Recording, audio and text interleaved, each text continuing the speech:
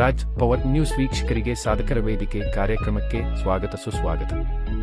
ಸಂಘರ್ಷದ ಹಾದಿಯಲ್ಲಿ ಗೆಲುವಿನ ಹೆಜ್ಜೆ ಮತ್ತು ಸಮಾಜಮುಖಿ ಸೇವೆ. ಉಪನ್ಯಾಸಕ ಸೋಮು ಎಂ. ಛಲವೊಂದಿದ್ದರೆ ಸಾಧನೆಗೆ ಅಂಗವೈಕಲ್ಯವೇ ತಡೆಯಲ್ಲ. ಜೀವನದಲ್ಲಿ ಎದುರಾಗುವ ಸವಾಲುಗಳನ್ನು ಮೆಟ್ಟಿ ನಿಂತು ತನ್ನ ವೈಯಕ್ತಿಕ ನೋವುಗಳನ್ನೇ ಮೆಟ್ಟಿಲುಗಳನ್ನಾಗಿ ಮಾಡಿಕೊಂಡು ಸಮಾಜಕ್ಕೆ ಮಾದರಿಯಾದವರು ಸೋಮು ಎಂ ರವರು.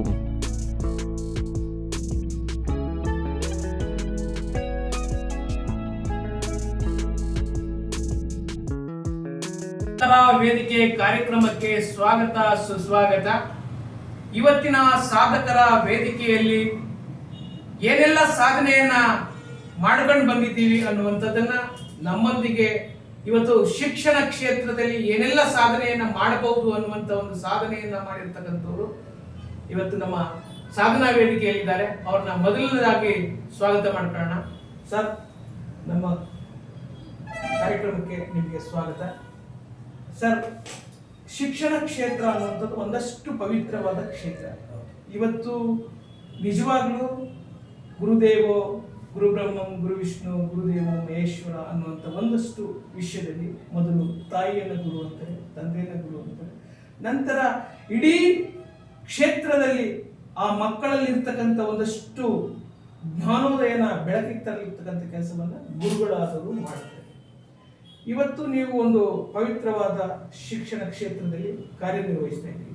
ಆ ಕಾರ್ಯನಿರ್ವಹಿಸುವಂಥ ಕ್ಷಣದಲ್ಲಿ ನೀವೊಂದಷ್ಟು ವಿಶೇಷವಾಗಿ, ಎಲ್ಲರೂ ಶಿಕ್ಷಕರಿದ್ದಾರೆ, ಅದರಲ್ಲೊಂದು ವಿಶೇಷವಾದಂಥ ಕಾರ್ಯ ನಡೆಸ್ತಾ ಇದ್ದೀರಿ ಅನ್ನುವಂಥದ್ದು ನಮಗೆ ಗೊತ್ತಿರ್ತಕ್ಕಂಥ ವಿಷಯ.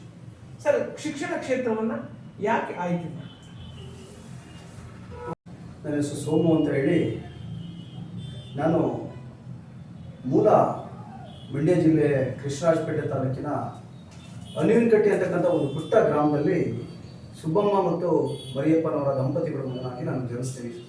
10ನೇ ತಾರೀಕು 8ನೇ ತಿಂಗಳು 1984 ಇಸ್ವಿ ಜನಿಸಿ, ನನ್ನ ಮೂಲ ಶಿಕ್ಷಣ ಏನಿತ್ತು, ನನ್ನ ಬಾಲ್ಯ ಶಿಕ್ಷಣ ಏನಿತ್ತು, ಅದನ್ನು ನಾನು ಹುಟ್ಟೂರಾಗಿರ್ತಕ್ಕಂಥ ಅನಿವಿನಕಟ್ಟೆಯಲ್ಲಿ ನನ್ನ ಪ್ರಾಥಮಿಕ ಶಿಕ್ಷಣವನ್ನು ಮುಗಿಸ್ಕೊಂಡು ನಂತರ ನನ್ನ ಮಾಧ್ಯಮಿಕ ಶಿಕ್ಷಣವನ್ನು ಏನು ಇವತ್ತಿನ KPS ಅಂತ ಏನು ಕರಿತೀವಿ, ಶತಮಾನ ಶಾಲೆ ಅಂತ ಏನು ಕರಿತೀವಿ, ಅಲ್ಲಿ ಬಾಲಕರ ಹಿರಿಯ ಪಾಠಶಾಲೆ ಇತ್ತು. ಅಲ್ಲಿ ನನ್ನ ಮಾಧ್ಯಮಿಕ ಶಿಕ್ಷಣವನ್ನು ನಾನು ಆರಂಭಿಸಿಕೊಂಡು ನಂತರ ನನ್ನ ಪ್ರೌಢಶಾಲೆ ಮತ್ತು ನನ್ನ ಪದವಿ ಪೂರ್ವ ಶಿಕ್ಷಣವನ್ನೆಲ್ಲವನ್ನು ನನ್ನ ಸರ್ಕಾರಿ ಪದವಿ ಪೂರ್ವ ಕಾಲೇಜಲ್ಲಿ ನಾನು ಮುಗಿಸ್ಕೊಳ್ತೀನಿ. ಜೊತೆಗೆ 2003ರಲ್ಲಿ ನಾನು ಸರ್ಕಾರಿ ಪ್ರಥಮ ದರ್ಜೆ ಕಾಲೇಜಲ್ಲಿ ಪ್ರಥಮ BAಗೆ ಇತಿಹಾಸ, ರಾಜ್ಯಶಾಸ್ತ್ರ, ಸಮಾಜಶಾಸ್ತ್ರ ವಿದ್ಯಾರ್ಥಿಯಾಗಿ ನಾನು ಅಲ್ಲಿ ಪ್ರವೇಶಾತಿಯನ್ನು ಪಡೆದು 2006ರಲ್ಲಿ ನನ್ನ ಪದವಿ ಶಿಕ್ಷಣವನ್ನು ನಾನು ಮುಗಿಸ್ಕೊಳ್ತೀನಿ. ಸರ್, ಪದವಿ ಶಿಕ್ಷಣ ಮುಗಿಸಿದ್ವಿ. ಸರ್, ನಿಮಗೆ ಪ್ರಥಮ ಹುಟ್ಟಿನಿಂದ ನಿಮಗೆ ಈ ಅಗಲತೆ ಕಾಣ್ತಾ ನೀವು ಹುಟ್ಟುವಾಗ ಚೆನ್ನಾಗಿ? ನಾನು ಏನು ನನ್ನ ಜನ್ಮದಿಂದ ಹಿಡಿದು ನನ್ನ ಏನು ಜನ್ಮ ಆಗುತ್ತೆ, ನನ್ನ ತಂದೆ ತಾಯಿಗಳು ನನಗೆ ಏನು ಜನ್ಮ ಕೊಡ್ತಾರೆ, ಹುಟ್ಟಿನಿಂದ ಸುಮಾರು 6ರಿಂದ 7 ವರ್ಷಗಳ ಕಾಲ ನಾನು ಎಲ್ಲ ಮಕ್ಕಳಂತೆ ನಾನು ದೈಹಿಕವಾಗಿ, ಮಾನಸಿಕವಾಗಿ ತುಂಬ ಸದೃಢವಾಗಿ ನಾನು ಇರ್ತೀನಿ. ದೈಹಿಕವಾಗಿ ನಾನು ಎಲ್ಲ ಮಕ್ಕಳ ಜೊತೆ ಓಡಾಡ್ಕೊಂಡಿರ್ತೀನಿ. 6 ವರ್ಷಗಳ ನಂತರ ಏನು ಅಕಾಲಿಕವಾಗಿ ನಮ್ಮ ತಂದೆ ತಾಯಿ ಇರ್ತಕ್ಕಂಥ ಅನಕ್ಷರತೆನೋ ಅಥವಾ ಇಂಡಿಯಾನೋ ಅಥವಾ ನನಗೆ ಸೂಕ್ತವಾದಂಥ ಚಿಕಿತ್ಸೆಯನ್ನು, ವೈದ್ಯಕೀಯ ಚಿಕಿತ್ಸೆಯನ್ನು ಎಲ್ಲ ಒಂದು ಕಡೆ ಕೊಡಿಸಿದ್ರು ಅಥವಾ ಅವ್ರಿಗೆ ಗಮನಕ್ಕೆ ಬಂದಿತ್ತು ಏನೋ ಗೊತ್ತಿಲ್ಲ. ನನ್ನ 6 ವರ್ಷದ ನಂತರ ನನಗೆ ಪೋಲಿಯೋ ಅಟ್ಯಾಕ್ ಆಗ್ತದೆ. ಪೋಲಿಯೋ ಅಟ್ಯಾಕ್ ಆಗಿ ನನ್ನ ಎಡಗಾಲಿನ ಸಂಪೂರ್ಣ ಭಾಗಶಃ ಒಂದು ಶಕ್ತಿಯನ್ನು ನಾನು ಕಳ್ಕೊಂಡು ಒಂದು ವಿಶೇಷತೆಯ ಅಂಗವಿಕಲದ ನ್ಯೂನ್ಯತೆಗೆ ನಾನು ಒಳಗಾಗ್ತೀನಿ. ಸರ್, ಅಂಗವಿಕಲತೆಗೆ ನ್ಯೂನತೆಗೆ ಒಳಗಾದ್ರೆ ಅಂತ ಸಂದರ್ಭದಲ್ಲಿ ನಿಮಗೆ ಶಾಲೆಗೆ ಬರಲಿಕ್ಕೆ ಮತ್ತೆ ನಿಮಗೆ ಉನ್ನತ ಎಜುಕೇಶನ್ ಮಾಡಲಿಕ್ಕೆ ಆಗ ಏನಾದರೂ ನಿಮಗೆ ಕೊರತೆಗಳಿತ್ತ? ಇಲ್ಲ, ಅದಕ್ಕೆಲ್ಲ ನನ್ನ ಬಹುತೇಕ ನನ್ನ ಕುಟುಂಬ ತುಂಬಾ ಬಡತನದ ಕುಟುಂಬ. ಬಡತನ ರೇಖೆಗಿಂತ ತುಂಬಾ ಕೆಳಗಡೆ ಇರತಕ್ಕಂಥ ಒಂದು ಕ್ಷೌರಿಕ ಕುಟುಂಬದಲ್ಲಿ ನಾನು ಜನಿಸಿರ್ತೀನಿ. ನನ್ನ ಮೂಲ ನನ್ನ ತಂದೆಯ ವೃತ್ತಿ ಕ್ಷೌರಿಕ ವೃತ್ತಿ ಇರುತ್ತೆ. ತುಂಬಾ ಆರ್ಥಿಕ ಸ್ಥಿತಿ ಅಷ್ಟೊಂದು ಚೆನ್ನಾಗಿರೋದಿಲ್ಲ ನನಗೆ. ನಾನು ಏನು ಪೋಲಿಯೋ ಅಟ್ಯಾಕ್ ಆಗುತ್ತೆ, ನನ್ನ ಪ್ರಾಥಮಿಕ ಶಿಕ್ಷಣ 4 ಗಂಟೆಗೆ ನನ್ನ ಹುಟ್ಟೂರಲ್ಲಿ ಮುಗಿಸ್ಕೊಳ್ತಿದ್ದೆ. ದೂರದ ಊರುಗಳಿಗೆ ಬರೋಕ್ಕಾಗ್ತಿರಲಿಲ್ಲ. ಅವಾಗ ನಾನು ಏನು ಯಾವುದೇ ನನಗೆ ಊರುಗೋಲುಗಳ ಸಹಾಯಗಳು ಇರೋದಿಲ್ಲ. ನನ್ನ ತಾಯಿ ಪಾಪ ನನ್ನನ್ನು ಎತ್ಕೊಂಡು ಹೋಗಿ ನನ್ನ ಪ್ರಾಥಮಿಕ ಶಾಲೆಗೆ ನನ್ನ ಬಿಡ್ತಾ ಇದ್ರು, ಮತ್ತೆ ವಾಪಸ್ ನನ್ನನ್ನು ಕರ್ಕೊಂಡು ಬರ್ತಾ ಇದ್ರು. ಆಮೇಲೆ ನನ್ನ ಗುರುಗಳು, ನನ್ನ ಮೂಲ ಗುರುಗಳು ಇವತ್ತು ನೆನ್ಕೊಳ್ತೀನಿ. ಅವರು ಅಕಾಲಿಕ ಮರಣಕ್ಕೆ ತುತ್ತಾಗಿದ್ರು ಕೋವಿಡ್ ಟೈಮಲ್ಲಿ. ಶಂಕರ್ ಮಾಸ್ಟರ್ ಅಂತ ನನ್ನ ಪಾಠ ಹೇಳ್ಕೊಟ್ಟಂಥ ಮೊದಲ ಗುರು, ಅವ್ರಿಗೆ ನನ್ನ ನಮನಗಳನ್ನು ಸಲ್ಲಿಸ್ತೀನಿ, ಗುರು ನಮನವನ್ನು.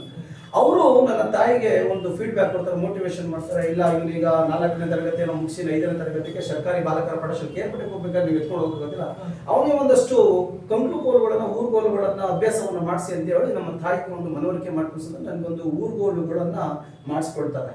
ಆ ಊರುಗಳ ಸಹಾಯದಿಂದ ಅವತ್ತಿನಿಂದ ಹಿಡಿದು ಇಂದಿನವರೆಗೂ ಸಹ ನಾನು ಊರುಗೋಲುಗಳ ಸಹಾಯದಿಂದನೇ, ನನ್ನ ಕೋಲುಗಳ ಸಹಾಯದಿಂದ ಇವತ್ತಿನ ಸಹ ನಡ್ಕೊಂಡು ಬರ್ತಾ ಇದ್ದೀನಿ.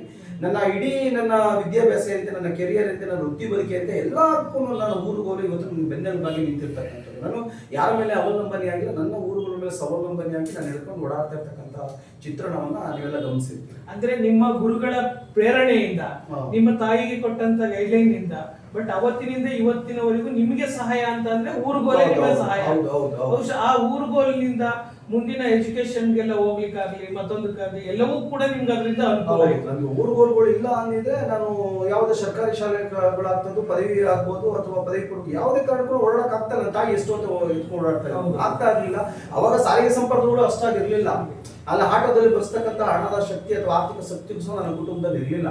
ಹಾಗಾಗಿ ನಾವು ನಡ್ಕೊಂಡೆ ಅಭ್ಯಾಸ ಮಾಡ್ಕೊಂಡು ಹೋಗಿ ಏನೋ ಒಂದಷ್ಟು ಕಷ್ಟಪಟ್ಟು ನನ್ನ ನೋವುಗಳನ್ನು ನಾನೇ ಸಹಿಸ್ಕೊಂಡು ಏನಾದರೂ ಒಂದು ಸಾಧನೆಯನ್ನು ಮಾಡಬೇಕು ಅಂತ ಹೇಳಿ ನನಗೆ ಆ ವಯಸ್ಸಿನಲ್ಲೇ ನನಗೆ ನೋವು ನನಗೆ ಅನುಭವದ ಪಾಠವನ್ನು ನನಗೆ ಕಲಿಸ್ತಾ ಹೋಗ್ತದೆ.